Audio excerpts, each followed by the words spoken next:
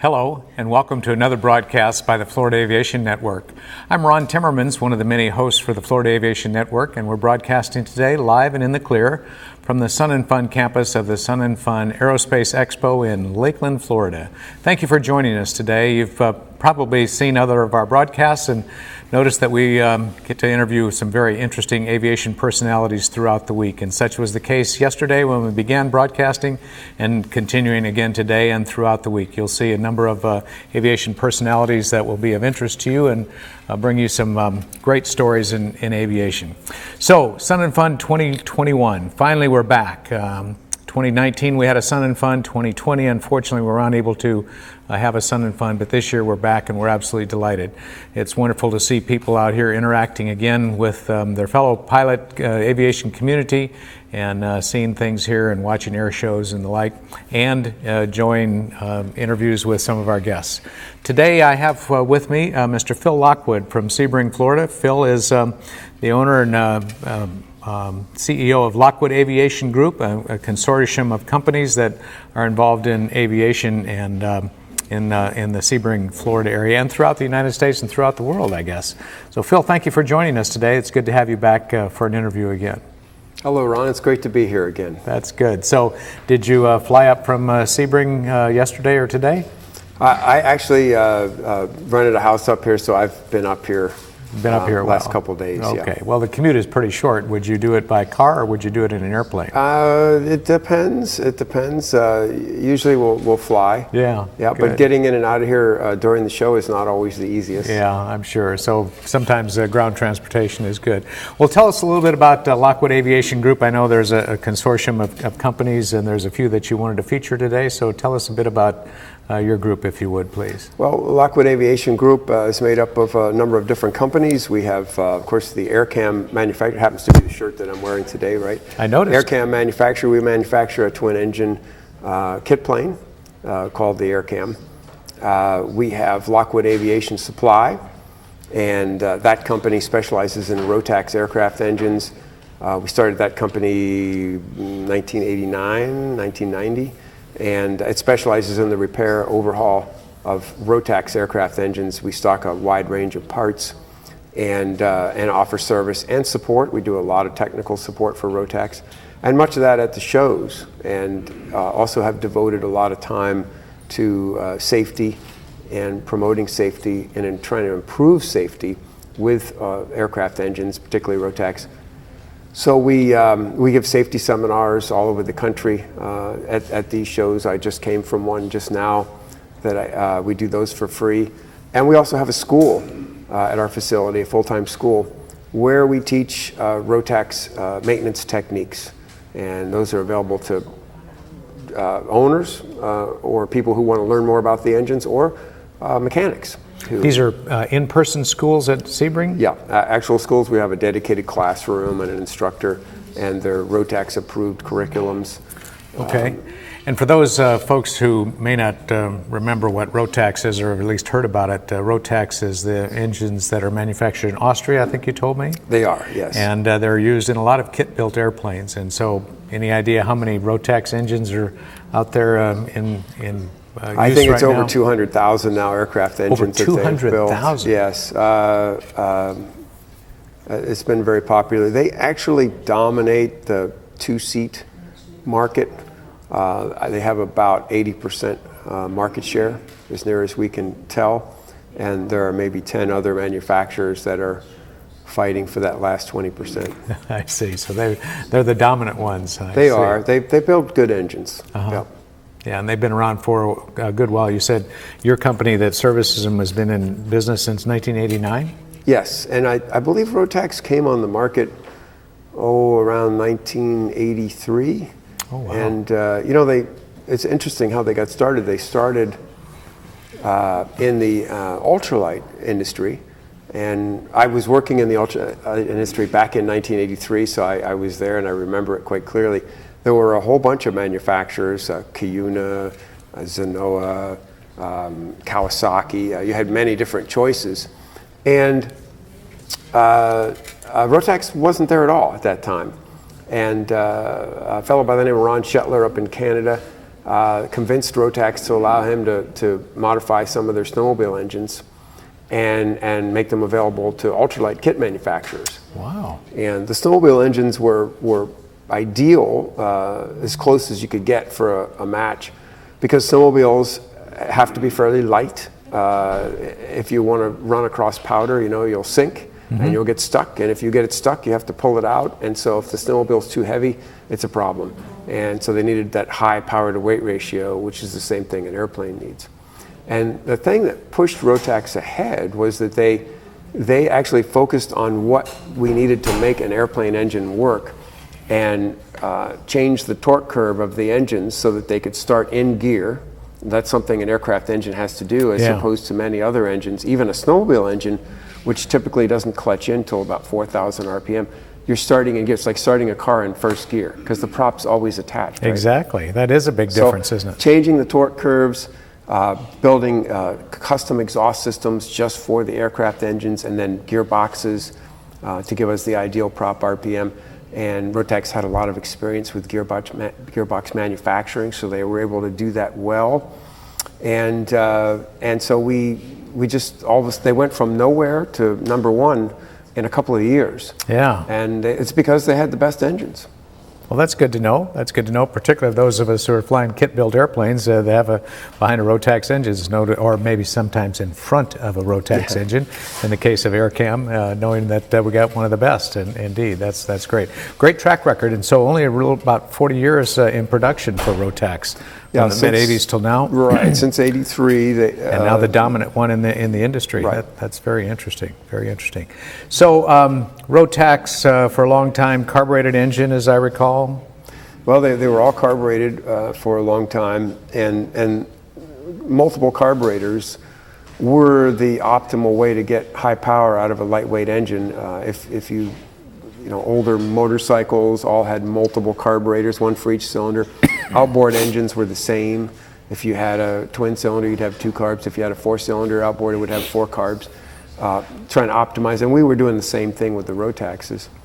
And of course, fuel injection. Rotax on the 4-stroke engines, which they started developing the first 9 series in the mid '80s, introduced it in '89.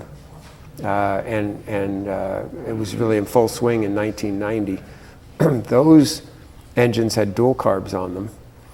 And fuel injection, they certified the engines, all the 9 series engines, to FAR 33 standards. They offered a ASTM compliant version and a FAR 33 certified version. And they knew if they went to electronic fuel injection, it was going to be difficult to get it certified. So it took quite a while to make that leap, but the latest engines are fuel injected. They're very sophisticated, multi-port electronic fuel injection, and the way they control the mixture is really ideal. No pilot input required. The computer is looking at the manifold pressure, the propeller RPM, and the outside air temperature and the pressure, and it knows for any combination exactly how much fuel to give the engine. So it selects the fuel flow. So there's no moving a red on the knob. prop. No, it's totally automatic, and it's even better than that because to make the engine super efficient, they use the lean at peak technique, and it does that automatically too. So when you go to takeoff power, 100% throttle position, you're seeing a rich mixture. You're producing maximum power and you're keeping the engine cool. When you pull the throttle back to about 97% throttle position, it goes lean at peak automatically, and you'll see the fuel burn just tumble as it goes lean at peak. And everything is optimized for you, regardless of the altitude or RPM, or it's figuring it out. So they are super, super efficient. Give us an example of fuel flow at takeoff power versus at cruise power. Fuel flow. Well, you might see 7 gallons an hour at takeoff power on a 912 IS, and at cruise it'll drop down to about 4.5. Oh my goodness! So that's good news from someone who is used to burning anywhere from 13.5, 14 gallons per hour lean at peak in my Bonanza to to quite a bit more than that at takeoff, 28 gallons an hour. It's very efficient. And compared to automobile engines, they actually have an edge because they're able to, they have the 2 spark plugs. So I think they can even get by with a leaner mixture than you might get by with an auto because of those 2 spark plugs. Yeah. It's interesting everything is redundant, 2 spark plugs, 2 fuel injectors. So you have the 2 fuel injectors for each cylinder as well? Yeah, and that's what differentiates it from some of the other engines that have gone to electronic fuel injection. So if an injector's plugged, it's actually alternating from one injector to the other. Each cylinder will fire on one injector, then it'll fire on the other, so to keep them exercised. Okay. If you have a problem with one of the systems, it will shut one system down, one set of plugs, one set of injectors, and then it'll go to firing every time on individual injectors, and it'll go rich at peak automatically to maintain power. All controlled by the engine's computer? The two computers. Built by Rockwell Collins for Rotax, dual path system, and they're talk to each other, but they're independent. Well, that's just amazing. I didn't realize that the development of the Rotax had progressed to such a fine art. That is really incredible. It's a very sophisticated engine, and now they've added on with the turbocharged 915, which uses the same technology, fuel injected, all electronically controlled, and even the boost is controlled. So you just have a single lever, and it's controlling the wastegate on the turbocharger, controlling the fuel mixture, and it is capable of running lean at peak in boost. In boost? Wow. Boost. So it'll put out 141 horsepower for takeoff, and then when you back down just a little bit, it goes lean at peak, and it can maintain 135 horsepower for cruise up to like 16,000 feet. Really? That's amazing. That's amazing. So Phil, obviously you've been servicing Rotax for a long while and know a lot about them and do overhaul and maintenance and the like. Are you involved at all in the development of the aircraft engines, or is that all done in Austria? That's done in Austria. Yeah. Sure. We give feedback on sure maintenance information, and I think the fact that we do a lot of maintenance and that we teach at our operation, it helps keep us on the cutting edge of the latest information, service information. Yeah, well, that's great. That's great. Well, one of the aircraft, of course, that uses a Rotax engine is also in Phil's bailiwick, and that's the AirCam. And so tell us a bit about the AirCam. How old of an airframe is it, and your involvement with it? Yeah, the AirCam was originally developed for a special National Geographic research mission in the Ndoki rainforest in Congo. So I built the first one for them, actually shipped it over there and reassembled it and ferried it to a 600-foot strip. And we had these research flights. It was a great adventure for me, and when that was over, I decided to build a second prototype, and we showed it, and there was a lot of interest. And so from that point, we spent another 22,000 hours of engineering time to turn it into a production kit. By the way, that first AirCam is in the EAA Air Museum, AirCam number 1, and you can see it there. But in the museum at Oshkosh. Yes, yeah, at Oshkosh. That's great. Since then, we continued to build what we call Generation 2 AirCam, and we're now nearing 300 kits. 300 kits produced, of that airplane, and so it's been an interesting time. A lot of great owners, a lot of people having a lot of fun with the airplane. We've recently introduced what we call the Generation 3 AirCam, which has a lot of improvements to the fuselage based on what we've learned over the years, and enabled us to increase the gross weight from 1680 up to 1,900 pounds. Now, is it still a light sport aircraft? It's not a light sport because it's twin. Oh, because it's twin, of course. Yeah, it that's actually right. requires a multi-engine rating and a medical. And a medical, of course. That's right. Well, that's interesting. And so, when did the first AirCam come out? Did you say for your adventure in the Congo? That was 1994. 94. Okay. And is this a design that you developed, or some of your staff designed, or? Yeah, I developed it.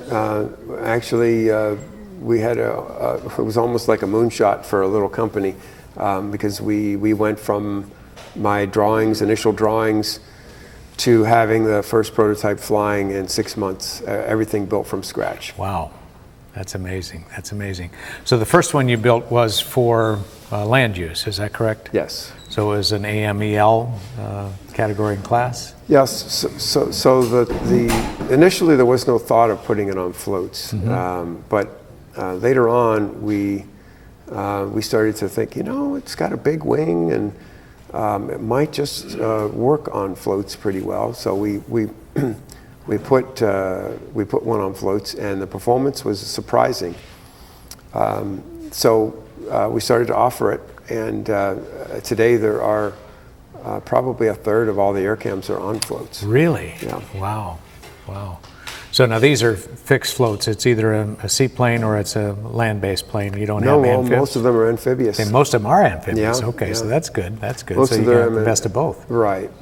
So one of the cool things that's happened with the air cam on floats is that the FAA has recently given us a special LODA that allows us to do multi-sea training in our factory air cam. Ah. We're very appreciative of that, and we had to develop special maintenance programs for it, 100-hour inspections on the floats and on the airframe and on the engines, which we already had the airframe and the engine inspections, show that there was a very special hardship case for our owners who all need a multi-sea rating.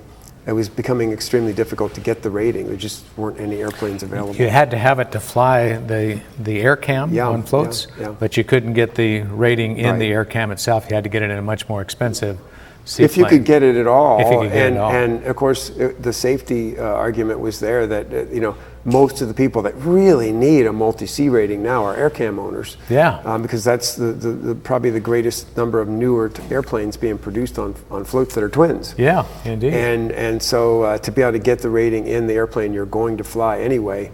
Makes perfectly good sense. Does. But we see other people coming in to get the rating, and I think they're benefiting greatly. A lot of people will get the rating just because they want it, but like anyone who gets more training, they learn. Yeah. So they come in, they're getting at least 5 hours of dual, and one of the biggest advantages I see for people who come in and do an add-on multi-sea rating is they get that amphibious gear training, because in the world of amphibious floats, both multi and single engine, the accidents that we see are gear down in the water. Gear down in the water. That is the number one problem that we have. So we're teaching multi-sea with an amphib, and so they're not only learning all the things that they need to get their multi-engine sea rating, they're learning the latest procedures, safety procedures for operating an amphib. Yeah. And of course the latest procedure is positive rate of climb, gear up, always. Because if you happen to land by mistake on land with the gear up, it's just embarrassing. It's not going to kill you. Yeah. But if you land in the water with the gear down, it might kill you. You're going to flip over, right? So it's going to flip. The idea is gear up, gear up. As soon as you got positive rate of climb, gear up. And you keep it up until you're going to land on the land. And then you drop it down. And we're teaching that. Yeah, well, that's great. Overall safety record of air cams, how would you say? Pleased with it?